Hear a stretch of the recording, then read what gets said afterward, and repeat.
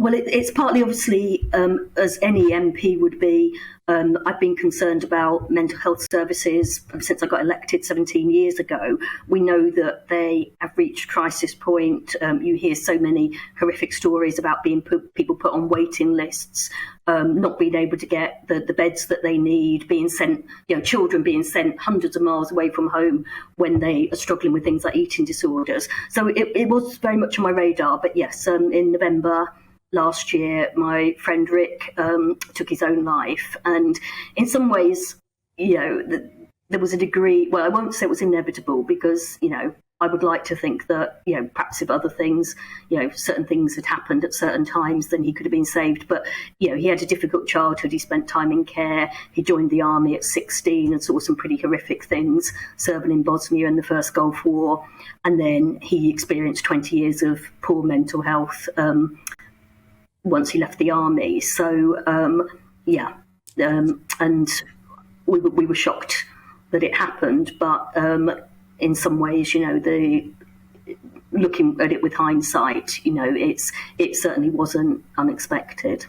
Oh, yeah, we're all sorry for your loss, Kerry. You've already had an event in Parliament on this as part of your campaign, not just with politicians, but with members of New Order and Joy Division. Tell us why you brought New Order. Well, actually, they're my favourite band, as I've said.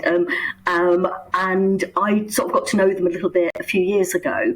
And this was just something we started talking about. So this was before Rick's suicide. And they just sort of said that they were keen to do a little bit more to speak out. Suicide statistics are, if anything, going up. We know that they peaked. There was a particular surge of middle-aged men taking their own lives after the 2008 financial crash.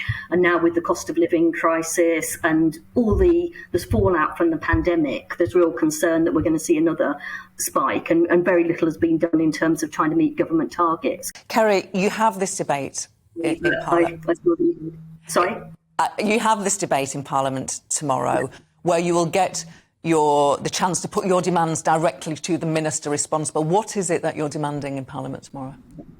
My concern is that there's just a lot of soft talk around this. It's all about how people need to open up.